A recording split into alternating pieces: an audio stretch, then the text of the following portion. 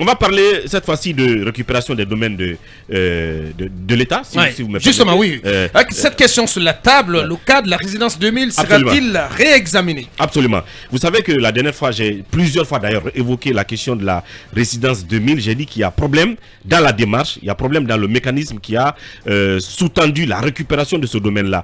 Tenez-vous bien, nous apprenons que le CNRD est en passe, si ce n'est pas déjà fait, de retourner la cité douane dans les mains des Marocains, puisque c'est eux qui y travaillent. De la société Adoua.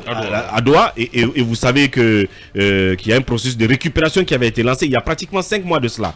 Donc je me suis dit, si le CNRD est en train de procéder ainsi, ça veut dire qu'il faut aller au-delà. Il faut voir les autres dossiers où on a unilatéralement récupéré des domaines. Or, c'était des investissements privés pour ne pas avoir affaire à des procès 1 an, 2 ans après. Et permettez-moi, en parlant de la cité, la résidence 2000, je fais un peu dans l'histoire et je m'arrête là-dessus. On a appris, c'est peut-être avant de te laisser continuer, que le président du CNT aurait donc serait fait un appartement à la cité avec fracas. C'est vérifié ou pas? La résidence 2000. Vérifié ou pas? Ça reste à vérifier, on va bien vérifier cela. Parce que tenez-vous bien, si le CNRD récupère et que la gestion revienne dans l'escarcelle de l'État, comme on en a l'habitude, tous les gros bonnets vont vouloir s'offrir un appartement. Des appartements, donc. La cité, même si les raisons pourraient être des raisons professionnelles, à dire, bon, c'est un bureau secondaire ou je sais pas, c'est professionnel, mais voilà. Vous pouvez imaginer. Des appartements de repos, peut-être. Repos biologique. Vous pouvez imaginer.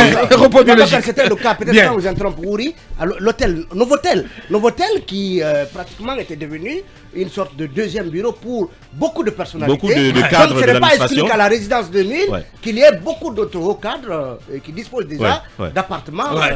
Alors, on va vérifier pour le cas de Dansa. Je fais encore dans l'histoire jusqu'à ce que le patrimoine bâti nous donne le contraire de ce que je dis là, parce que jusque-là, on n'en a pas eu le contraire. Mais du côté de l'investisseur, ce que j'ai pu récolter comme information, vous vous rappellerez que j'ai dit à l'époque, en 98, que M. Kadoura, qui est donc celui qui a fait cet investissement, était venu découvrir la Guinée et a évoqué à l'époque, avec le président Lansana Conté, l'opportunité de réaliser des investissements immobiliers du type complexe immobilier. Et c'est ainsi qu'en date du 28 octobre 1999, l'État guinéen, après négociation et recherche de sites, a décidé d'affecter un espace répondant à la dimension du projet et libre de tout engagement afin d'encourager l'investissement immobilier et plus particulièrement les financements étrangers et de la diaspora. Permettez-moi d'avancer un tout petit peu. On va aller très vite là-dessus, on va pas refaire toute l'histoire. C'est très important. Après plusieurs jours, après plusieurs jours de recherche donc de ces lieux-là, selon les services compétents du ministère à l'époque de l'Habitat, le président Conté a, en accord avec ses départements compétents et le promoteur, décidé de lui attribuer le site du domaine public maritime afin de l'affecter à la réalisation d'un complexe immobilier à usage commercial et privé. Et c'est là qu'on parle par exemple de déclassement de ce domaine-là. Il a été déclassé à l'époque et affecté justement à ce travail. Et un délai a été donné à l'investisseur, délai au cours duquel il devait réaliser ces investissements. S'il ne le faisait pas, on récupérerait le domaine entre ses mains, ce qui a été fait. Donc je pense qu'il y a lieu d'attirer l'attention, une fois encore, des autorités sur ce cas et bien d'autres cas où on pense qu'on a exproprier de façon illégale ces lieux-là dans les mains des gens qui ont pardon, ça n'arrivera pas. En tout cas, le cas résidence 2000 doit être prévu. Ça, c'est très important. Bonjour Akoumba. Bonjour Aboubacar, bonjour bienvenue. À nous tous, bonjour à nos chers auditeurs et téléspectateurs. Quand on ne s'est pas préparé, vaut mieux apprendre à réchauffer le remords. Un mot sur le cas de la résidence 2000. Bon, écoutez, on est allé dans une cascade de violation des droits de la propriété privée. Je pense qu'on peut aussi réfléchir pour faire marche arrière si c'est possible, parce que quand on se rendra compte qu'on n'était pas sur la bonne voie, il serait bon quand même d'avoir le courage de reconnaître qu'on n'était pas sur le bon chemin. Je pense que ces résidences-là pourraient, en tout cas, moi je le souhaite, si elles méritent, à ce qu'on réexamine leur situation et qu'on rassure un temps soit soit peu les investisseurs, comme quoi leur propriété serait garantie et les plus grandes puissances du monde, en tout cas qui font de l'économie enviable, respectent la propriété privée. Et je pense que la Guinée ne ferait pas du professionnalisme en ignorant ces règles de base là. Donc, moi j'ai appris au même titre que vous que des grandes personnalités ont trouvé des appartements de repos dans certaines résidences qui ont été par violence récupérées. Moi je pense même que c'est une tentative de récupération d'abord, parce que la récupération définitive relève des compétences de la justice. Effectivement. Je pense que on aurait mieux fait de saisir la justice et d'épuiser toutes les voies de recours qui s'y est avant de jubiler comme quoi on a pu récupérer ceci ou cela. Mais Aboubacar, avant, j'ai commencé par vous dire que quand on ne sait pas cuisiner, vaut mieux qu'on réchauffe le riz mort. Oui, la problématique de la gestion des déchets, il serait bon que mon cher ami Mori Kondé aille certainement en stage dans le gouvernement Kassori ou dans... En tout cas, chez Naïté, je ne te ferai pas rire, Mohamed Kabab. Dans la gestion des déchets, il y a des responsabilités partagées. Il y a des responsabilités qui relèvent des personnes morales, il y a des responsabilités qui relèvent des personnes physiques.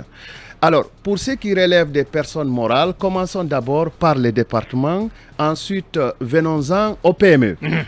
Alors, les départements ne sont pas si outillés en termes de volonté de recherche des solutions en ce qui concerne la gestion des déchets.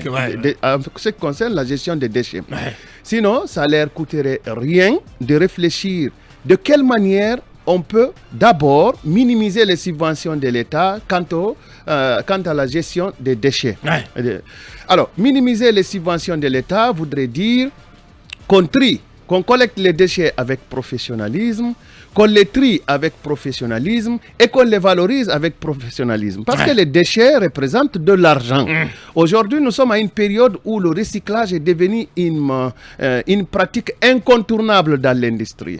Alors, comment est-ce qu'un gouvernement peut se soucier simplement de la collecte de déchets et peut-être même du triage des déchets, sans pour autant penser, mettons le transport dans le tri, sans pour autant penser comment est-ce qu'on peut revaloriser ces déchets-là afin de créer de l'argent et que cela soit une source de revenus pour que l'État subventionne moins. Alors sur la professionnalisation des personnes morales, pourquoi le gouvernement ne réfléchirait pas au renforcement des capacités des PME, ces PME-là qui sont chargées, qui sont si présentes sur la chaîne. Et puis je termine pour dire que c'est quand même curieux, c'est extrêmement curieux qu'on essaye de répéter les choses qui ont déjà pratiquement échoué à notre sens et qu'on s'attende à ce qu'il y ait une refondation dans la pratique de la gestion des politiques publiques. Très malheureusement. Et Aboubacar, pour en terminer rapidement, il serait bon que le gouvernement accepte d'interroger toutes les intelligences pour qu'on puisse au moins établir un modèle de gestion de ces déchets. Je suis d'accord. Je pense à Boun. À la fois les intelligences, si tu permets, mais aussi les modèles qui ont fonctionné ailleurs. Oui, je pense à Boun. Quand vous venez à Freetown, à Sierra Leone, ce pays voisin, mais c'est l'une des villes où il ne dira pas le contraire, l'une des villes les plus propres. J'ai étudié donc, comment ça a fonctionné au Ghana, M. Diallo. Et pourquoi on ne peut pas répliquer ici, le même modèle la responsabilité mais ça veut dire tout individuelle. simplement qu'on ne réfléchit pas, on est sur des solutions faciles. Non, en Guinée, on ne cherche qu'à piquer les sous de l'État. Malheureusement, ceux qui se vantent de vouloir réinventer la poudre, comme on le dit dans un de nos jingles, n'ont pas cassé la patte en canard. Absolument. Malheureusement. Alors, moi, je termine pour vous dire que j'ai étudié au Ghana. Si vous empruntez un taxi, la première des choses que le conducteur vous montre, c'est la poubelle. Surtout quand il sent que vous êtes francophone. Il ne cherche même pas à aller au-delà. C'est la poubelle qu'il vous montre. Alors, je pense que le gouvernement ça veut dire ce que ça veut dire. Oui. C'est comme la cigarette. Dès que tu allumes la cigarette en public là-bas, on dit non, il vient des pays francophones. Il faut l'aider. Honnêtement, je suis très déçu. Honnêtement, franchement. Allez-y, Jamy. Moi, je ne le dirais pas. Non, on ne propose rien. Non, mais vous ramenez une recette qui a été décriée ici. Qui a été dénoncée. Qui a mis tout le monde dans comment on appelle ça, dans l'inconfort le plus total, et vous n'avez d'autre choix que de ramener cela. Mais on est sur quelle planète? Si jusque-là, on est obligé de reprendre ce qui a été fait sous Alpha Condé, quelqu'un qu'on a critiqué après le 5 septembre de tout, qu'on a qualifié de tous les... Non, pas toi, moi je parle du CNRD, Mohamed. Pourquoi tu te sens visé? Non, moi je n'ai pas critiqué, vous savez, je ne critique pas. Donc vous critiquez pas, vous faites quoi? Oui, mais on sait, Mohamed, c'est plus quelqu'un de très stable. Mohamed, son expertise pourrait aider de l'ASP, oui, parce que j'ai une précision à apporter. Absolument, si justement on refait cela, c'est parce qu'on n'a rien à proposer. Moi je refuse. Ouais, on refait le monde. Moi je ne parle pas de quelqu'un d'autre. Moi je refuse de travailler toute la semaine. On ramène l'ancien monde. Moi je refuse de travailler toute la semaine et de devoir sortir le samedi pour aller curer les caniveaux. Pas parce que je méprise ceux qui font ce travail-là, mais parce que j'estime qu'il y a des gens qui doivent être payés pour ça. Quand vous travaillez, par exemple, on en parlait la dernière fois avec Emmanuel qui me disait que à Dakar, par exemple, vous tous qui êtes allés à Dakar, tous les matins, il y a des camions poubelles qui passent. Mais vous n'êtes obligé de débourser aucun franc. Vous ne payez pas. Parce qu'il y a des gens qui payent. Ceux qui travaillent, il y a une taxe de salubrité. Ceux qui travaillent payent pour les foyers les plus modestes. Alors qu'ici, on paye à la fin du mois. En tout cas, pour ceux qui sont abonnés. Ça, c'est une mauvaise politique aussi. Non, si, et pourtant, elle fonctionne. Pour renforcer les ménages. Pourtant, elle fonctionne. Les ménages, chaque matin, par exemple, il y a 2 camions poubelles qui passent dans chaque quartier. Et dès que vous entendez les klaxons, vous sortez les poubelles. Le principe du pollueur-payeur, madame. Qui ne travaillait pas, par exemple, je ne payais aucun. Mais justement, ils payent. Il y a des taxes ailleurs. Par exemple, là, on paye des taxes sur la téléphonie, sur d'autres choses qu'on achète. On paye les taxes.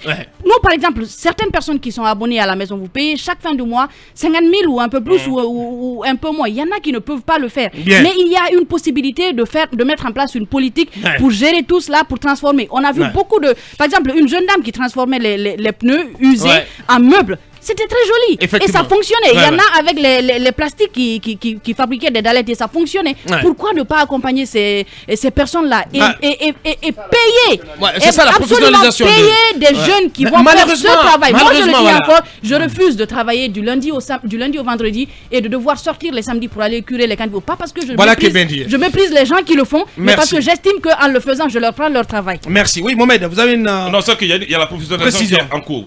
Vous voyez des zones, vous voyez les ZTT partout. À Kakimbo, vous voyez les zones de transit et de tri.